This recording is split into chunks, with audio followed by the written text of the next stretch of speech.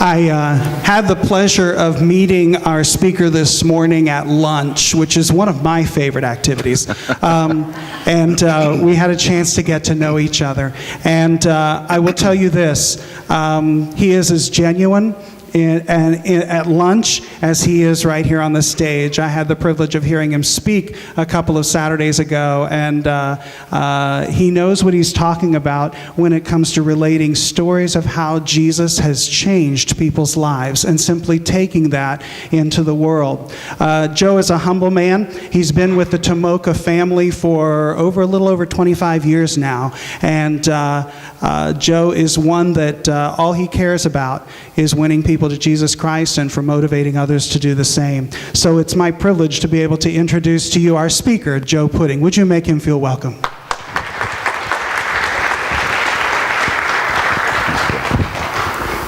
I paid for lunch. I think that's what motivated that introduction. It wasn't Burger King. Cord and I have known each other for 36 years. He's the tall one, I'm the good-looking one. That's how this works. But listen, I just want to share a simple message with you today, and I'm going to tell some stories, and I don't want you to think it's about us, because it's not. It's about what Jesus can do when a group of people are crazy enough to trust Him, all right? And there's at least 3 of our elders and their families here. We'll get them on stage later. Thank you guys for coming to support me. And I'm also blessed, the Sakari family. Where are you guys at? Sitting down here. Their dad was a great, mom and dad both, great leaders in our church, and did Dad's funeral last week. And we got to talking. He goes, well, I live in DeLand. Why don't I just come to church there? So if you'd welcome some new guests, we're glad to have them with us.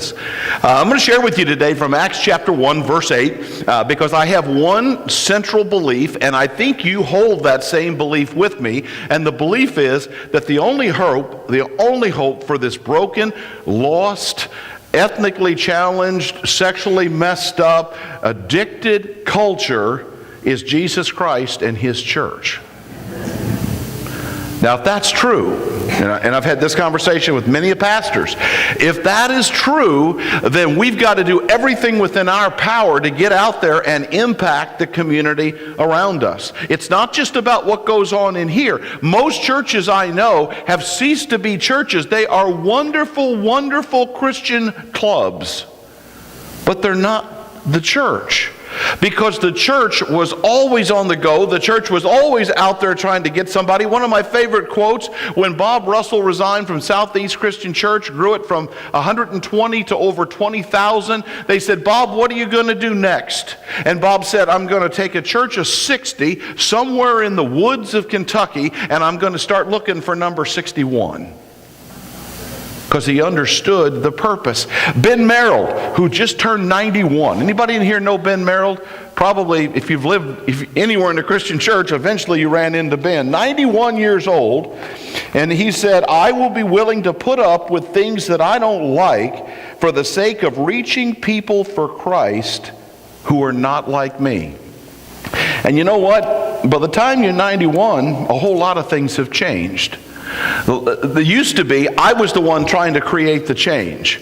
I was like, I've got to get things going in a way that I understand to reach the people that think like me. Well, you know what? Now, we're doing a whole lot of things at our church, and I just sit and shake my head. I'm like, our elders are here. Dan, you into rap music? No, where's Mike? Mike, you into rap music? Tony? No. But about once a month, we have a rap. Once a month, there's a dance on stage. And you know what? It's awesome. And it connects with a whole different group of people. Now, is it a Joe thing? No. But it helps people connect with Christ. And that's all we're concerned about. How can we reach people? Listen, the Word of God never changes. It is the same message, the same Jesus. He's the same yesterday, today, and forever. However, the application of that story is very different. Let's be honest. And listen, I'm privileged just to sit on this stage. I know who's been on this stage. I knew David Meyer very well. David was a good friend of mine. He wasn't quite as funny as I am, but he was funny. Chuck Hassel and I were prayer partners for 20 years. So I realize the great people who have stood in this spot and preached the gospel and married people and done funerals. And I'm just honored to be here and be a part of this. And I know the heart of those men. And those heart of the men was to launch this church and to grow this church and to reach this community. And all that's in place. But somewhere along the line, we have to get back to the vision part of this, because as Proverbs says, without a vision, the people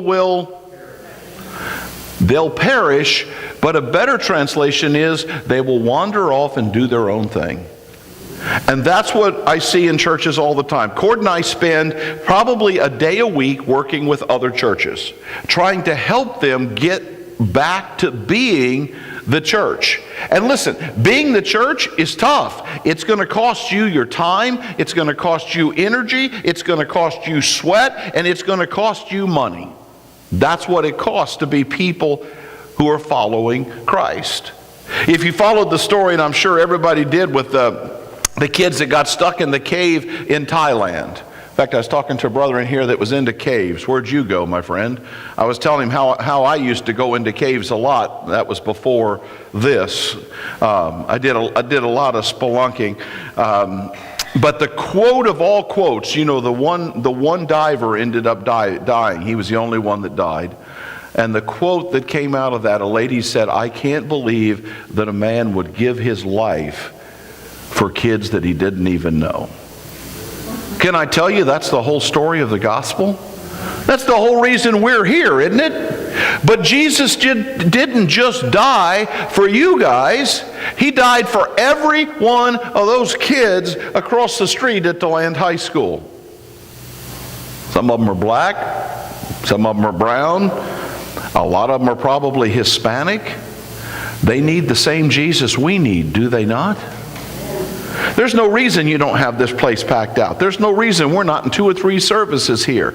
But listen, to do it, go back to Ben Merrill, there's going to have to be some changes made. What is the purpose of the church? To bring hope to the world. Lead people to Jesus. Get them baptized. Disciple them. And then send them out. And here's the problem. The longer you're in Christ, the less likely you are to have any passion to invite anybody new. Because all your friends are already Christians.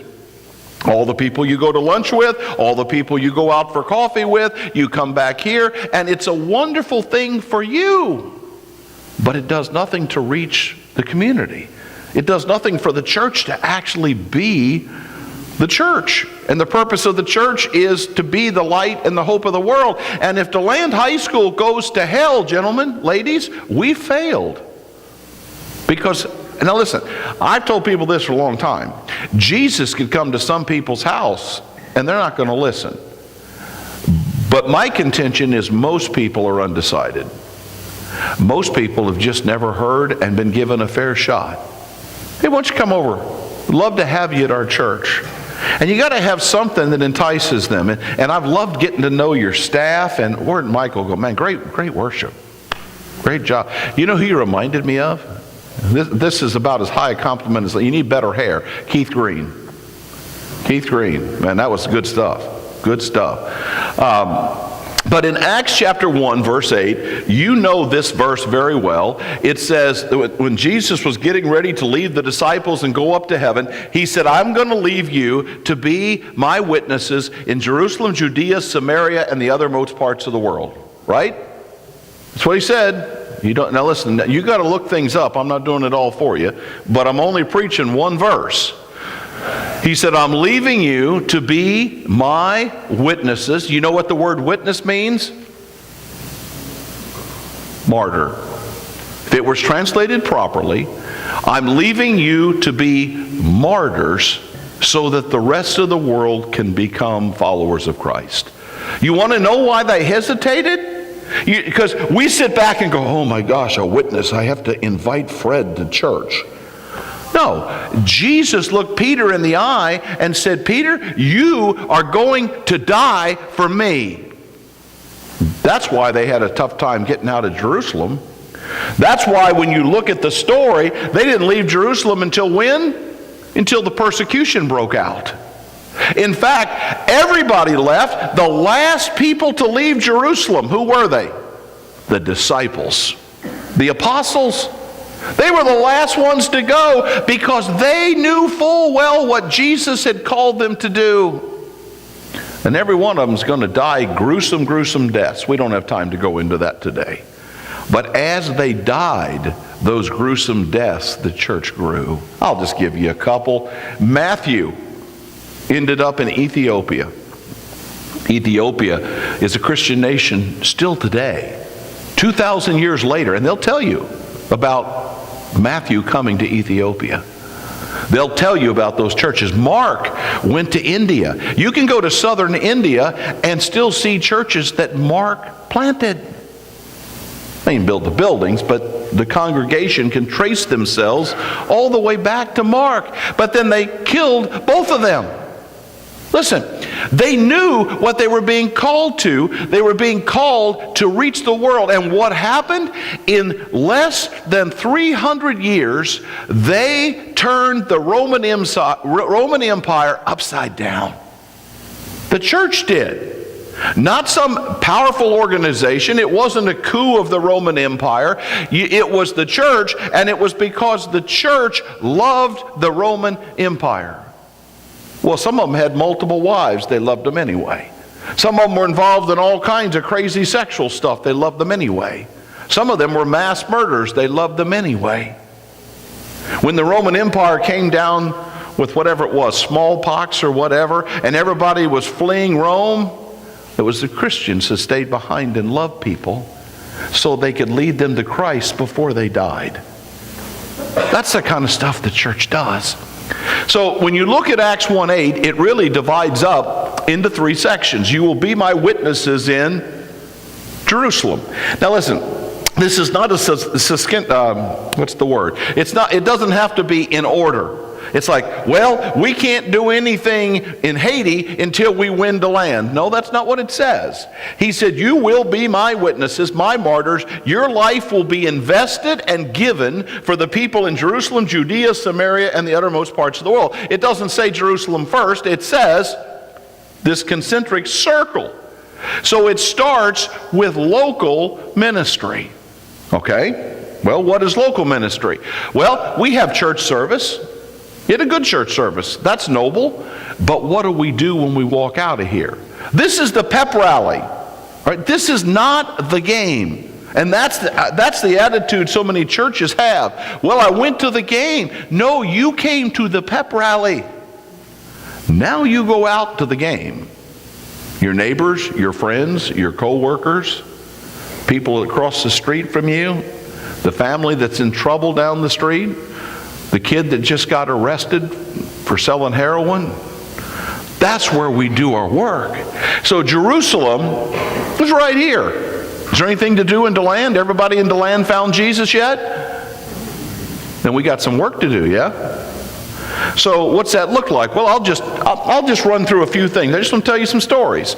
This afternoon, huge barbecue and backpack outreach at our church. Probably, 400 or 500 children will leave our property this afternoon with a brand new backpack stuffed with all kinds of school supplies and some encouragement. They'll be given a free postcard to go to our thrift store and get anything they need if the kids need shoes or shirts, or there'll be people there to counsel and pray with people. There's also a card, however, to invite them back to church, to let them know that there's a church that cares about them. We do care about their physical needs, but it's more than that.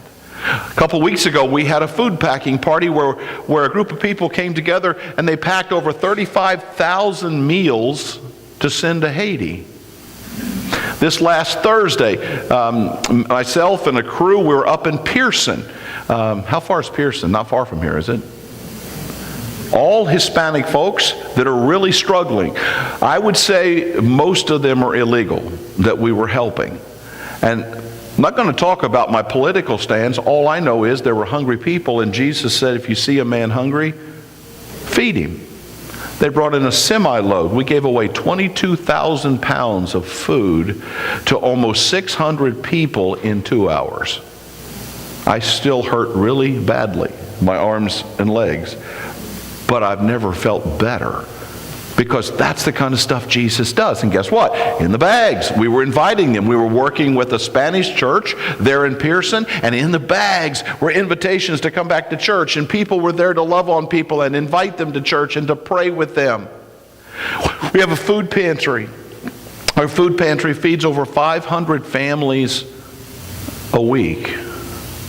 It's crazy. I can't figure it out. And you know what? I don't have anything to do with it. I sit back and read the numbers, and I'm astounded. We have a health clinic where we give free health care. Last year, we gave over $2 million of health care to people in our community. There's a gap. You got people that have insurance. You have people that are indigenous, or what's the word? Help me, Cindy. Yeah. They have to go to a certain hospital, that's the law. But then the guy in the middle who has a job but can't afford health insurance, what does he do? Well, that's where our clinic comes in. And I can't remember the numbers on that. 4,000 or 5,000 people got help last year, over $2 million of medical care. Guys, that's the kind of stuff that the church does. And then you got your children's program and your teen program. And sometimes we take flack over, why would you do Easter eggs? It's not a Christian thing. Well, here's how we do it. We have hundreds of children come to our Easter egg event and to our Halloween event. And when you come to our Easter event, you start off and you work through classes, and before the kids ever get out to the eggs, the kids and all the parents have heard the entire story of Jesus Christ. They've heard all about the resurrection, the crucifixion, the resurrection. They've got the entire story, and then we give them eggs. People are like, how can you fall for this Ashtar story? You know what? We didn't mention Ashtar once. We talked about Jesus Christ. We invited them back to church, and we gave them a bunch of candy. And you know what? Every year people come. And listen, here's the deal. When you start, I got this challenge from Dennis Bratton years ago, Christ Church up in Mandarin. Dennis looked me in the eye and he said, Joe, there's no excuse that you don't win 2 people a week to Jesus Christ. He said that should be your prayer and that should be your passion. And he said if you win 2 people a week to Jesus, and he said I'll give you 2 weeks off for vacation, which I thought was very generous of him. And he said that's 100 people a year. He said you do that for 20 years, what happens to the church? He said, but on top of that, along the way, you're training other people to do the same thing. And he said pretty soon you've changed everything. This is the line that I use on a lot of young pastors. In fact, I shared it with Adam. Adam and I had a cup of coffee when he first came, and I looked him in the eye and I said, Adam, let me ask you one question. What would 10 baptisms do for Plymouth Avenue Christian Church? He said, well, it would change everything. He said it would change the energy in the room. It would change the passion in worship. It would change the financial situation in the church. I said, okay, brother, guess what your job is?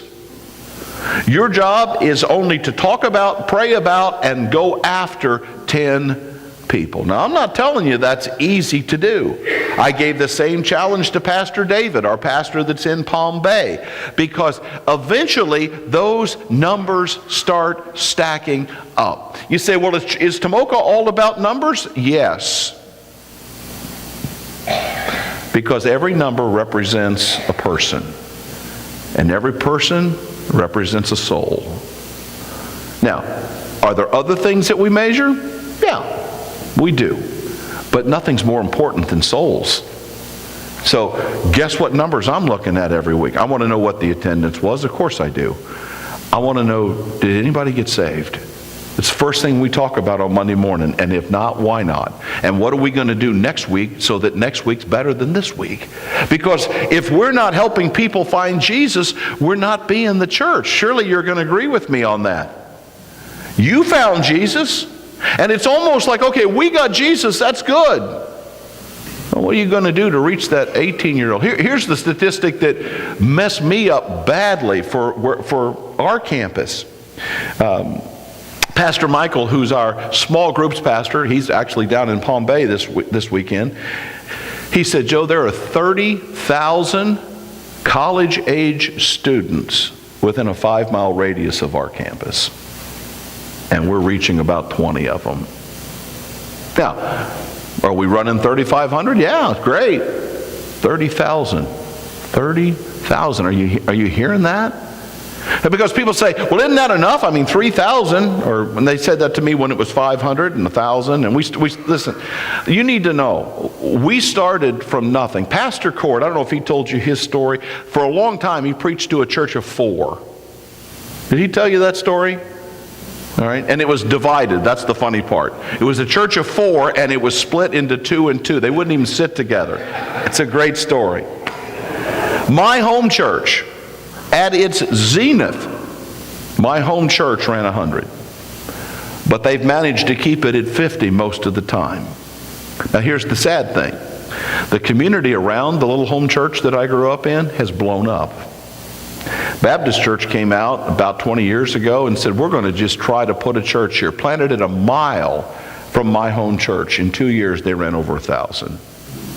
Because they said, we're here to reach people who don't know Jesus. My home church still runs an amazing country club. Good people, great people. I could tell you the names of the people. I could tell you who will be serving communion today. I could tell you what the prayer is going to, I tell you what scripture they're going to read. They love Jesus with all their heart, but they've blocked out the rest of the world.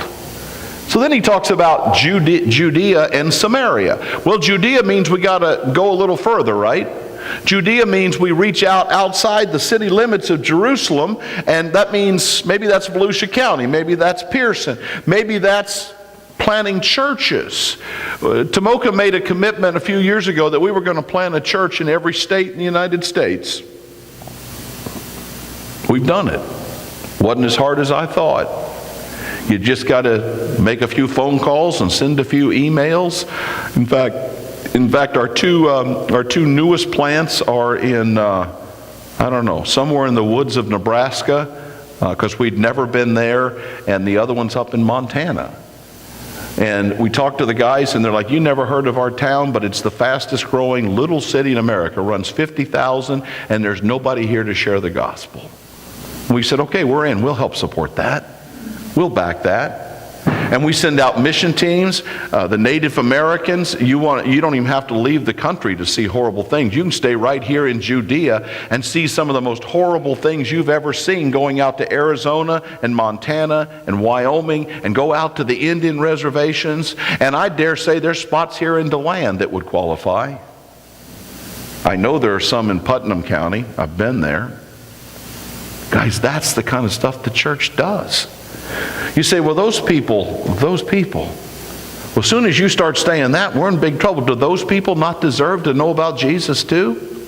And maybe the reason you and I have been blessed is so that we can be a blessing to them. Financially, buying food, helping them find Christ, maybe helping them find a job, maybe helping them get an education. There's so many ways that we can do that. But I want to talk a minute about the Samaria, because you know the difference between Judea and Samaria, right? Samaria is full of half-breeds. Samaritans were half Jewish and half non-Jewish. And so they were greatly hated. You know the story in John 4 when Jesus is with the woman at the well, and she's got a real checkered past. And the disciples are like, why in the world are we even in Samaria? In fact, it wasn't the best route to go, but that's the way Jesus went, because he wanted to teach them a lesson. That this woman needs Jesus as badly as anybody else. And they might speak Spanish. They may be African American. They may be a blended skin color. There may be a white wife and a black husband. Do people deserve Jesus? Are they really any different than we are? You're talking to a guy that has 2 crazy white children, and then I have 2 pretty together black children, and then I have a real smart brown child. She's from China. She hasn't gotten old enough yet to cause me grief, so she's getting there. She's 14. All right, but you know what? They're all the same. And sometimes I forget. We walk into restaurants and heads turn.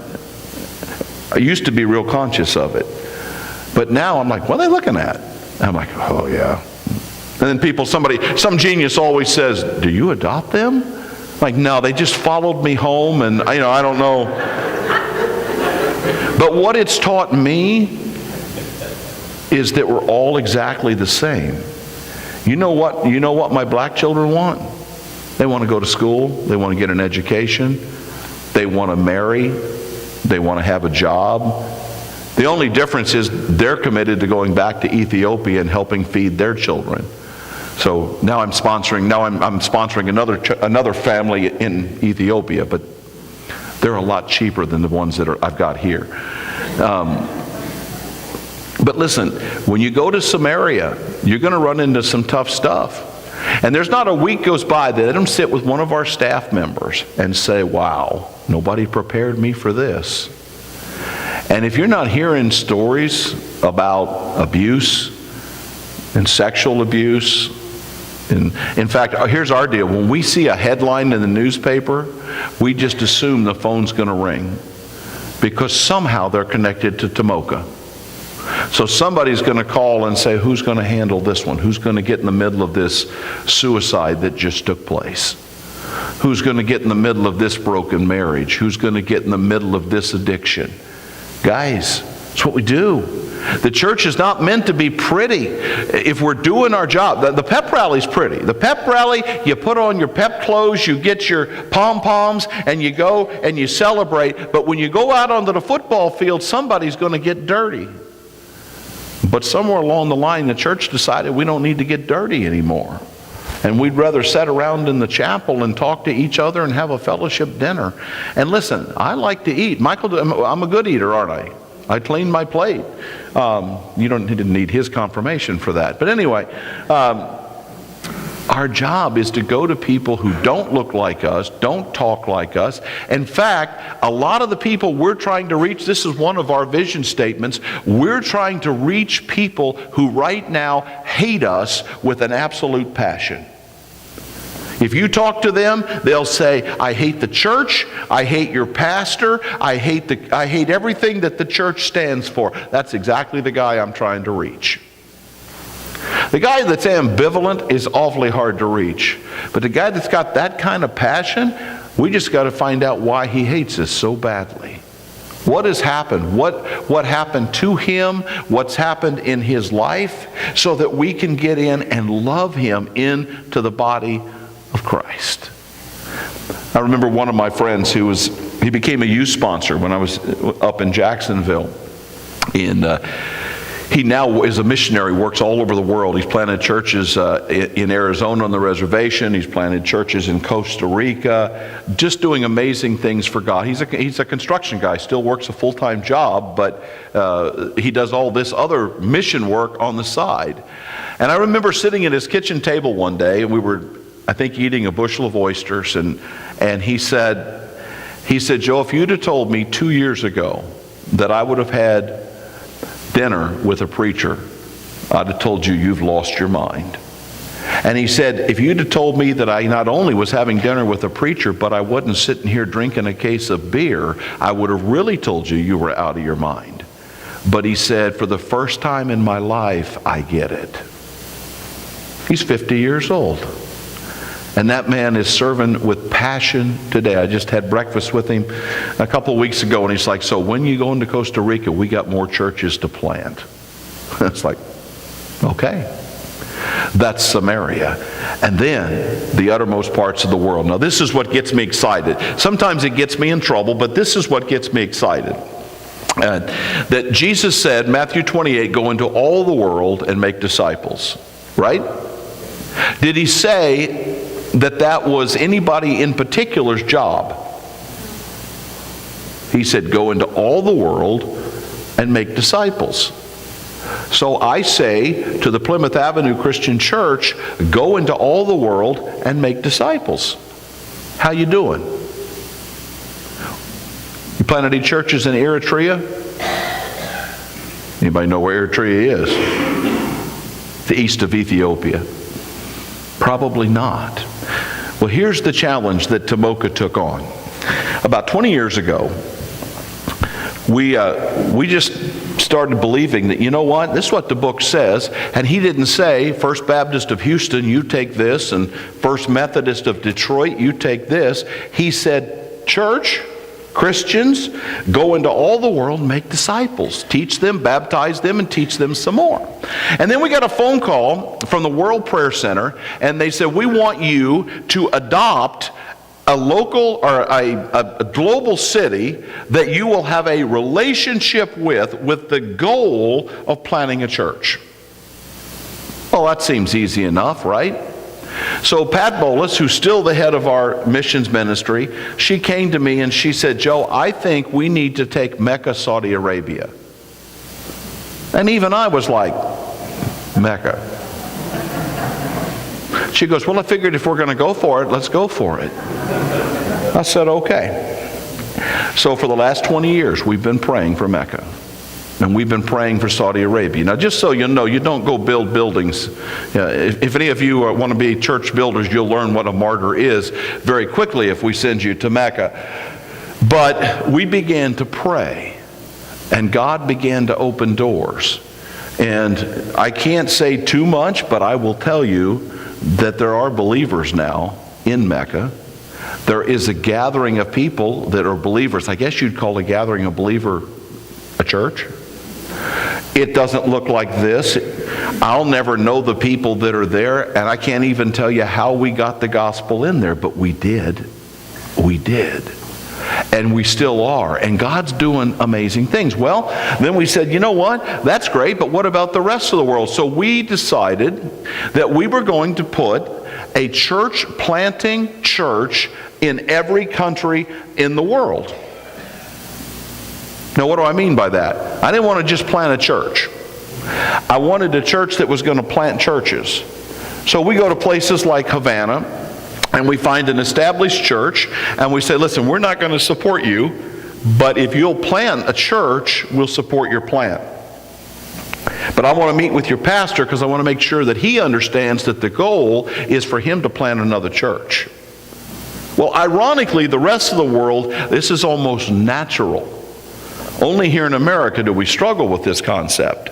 And so for years, well, first I got laughed at.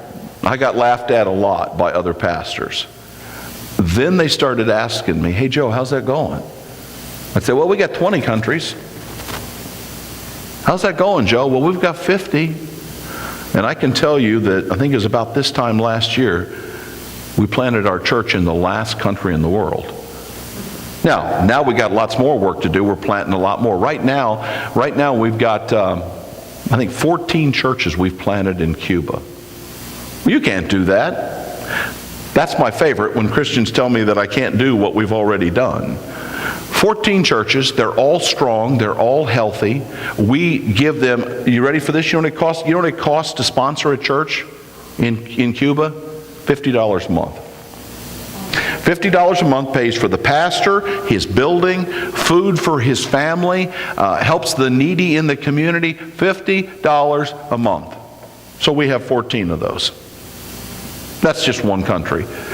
But some of the tough ones were not the ones I thought. Some of the Pacific Islands, not difficult. Iran, not difficult. Iraq. We planted a church in Baghdad. Took 2 weeks to get a church planted in Baghdad. It's doing great.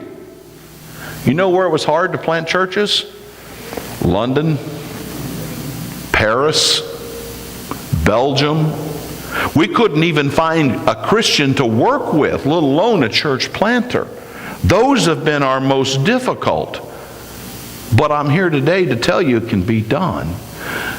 You say, well, what's all that cost? Well, I don't know. I'll give you a rough estimate. About 40% of our income goes to expand the kingdom in one way or another. About 40%. Now, I'd have to sit down and show you numbers from this column and this column and this column and that column.